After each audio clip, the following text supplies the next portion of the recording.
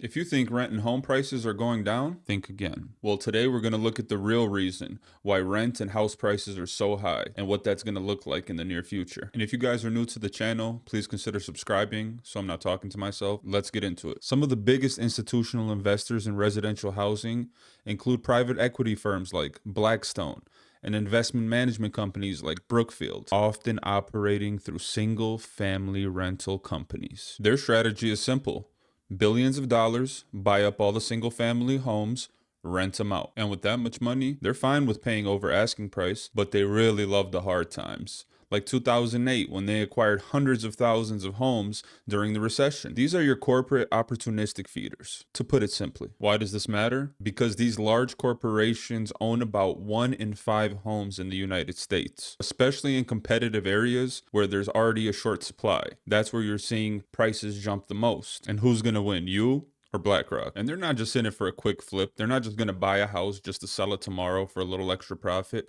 Why do that when that house will gain equity, will go up in price, and they can charge rent and make steady cash flow? And that brings us to reason number 2, a supply shortage. According to Freddie Mac, we currently have a 3.7 million unit shortage in America. And new construction is down. Yes, down. But why are they down if we have a housing shortage? Wouldn't it make sense to build more houses? Yes, but materials and labor costs have gone up. Actually, they've gone up 7 to 8% year over year for the last 3 years in a row, most in US history. Then you have local zoning laws. A lot of cities won't even let you build multi-unit housing. So you combine those together, a shortage of supply, higher material costs and labor, and zoning laws, and it's no wonder homes aren't being built. But taking that into consideration, that still does not explain how much houses have jumped in the last 10 years. Let's go back to 2015. Average median home price, $239,000. 2025, $480,000. Hey, that's 100%. Yes, it is. You know when the last time that's happened over the course of 10 years? Never. And then mortgage rates. Mortgage rate, mortgage rate. Who cares? Does mortgage rate really matter that much? Oh, it matters a whole lot. Whatever, the mortgages are at 7%. Well, you know, what is that? That's on 100,000. That's what, $7,000 total? Who cares? $7,000. No. Did you know that 7% mortgage rate over 30-year loan is 140% of the loan? Simple math. You take a loan out for a house, $100,000. 30 years, 7%. At the end of the 30 years, you will have paid $139,000 in interest alone. No wonder people aren't buying right now. Houses have doubled in 10 years. There's a housing shortage, and I have to compete with BlackRock. Guess I'm gonna live in my car. And unfortunately, that's what a lot of people are doing. One of the hardest parts about living in your car during the winter is how cold it gets. So I'm gonna give you 3 tips for how to keep warm if you're homeless. Back of this car for a year now, and apparently the front seat folds down.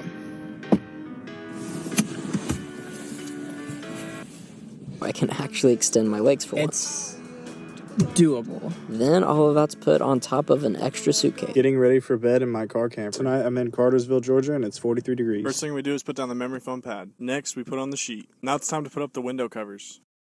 I just realized that these are different colors. That's gray, that's tan.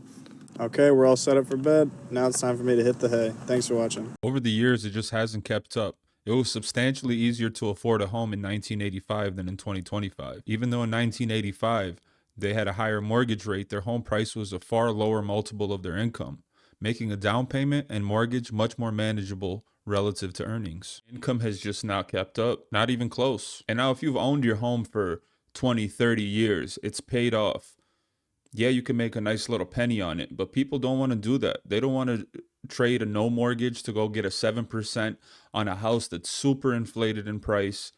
Doesn't make sense. Everyone's on a roller coaster ride right now. The prices are just going up and up and up, and people don't want to sell. And the houses that are going for sale are so unaffordable for people that it doesn't even make sense to try. Look, we're closing in on 1 out of 2 Americans that cannot afford a 1-bedroom apartment on a full-time income. That's not okay. Not own a home.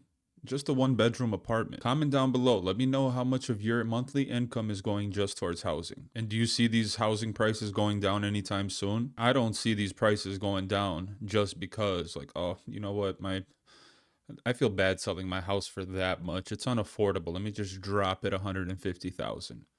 I don't see that happening, unfortunately. Without something really bad happening, some huge crash, I don't see these prices coming down. Just like I don't see 100% increase in wages out of nowhere. I don't remember there ever being a more important time. Stay with your family as long as you can, save your money, maybe buy a bigger house together and the whole family lives together. You're gonna definitely need roommates if you're making a regular income just to be able to afford rent. It's not looking good, guys. And I hate to be so negative. So here's a cute picture. Guys, make sure to subscribe to the channel and I'll catch you in the next one.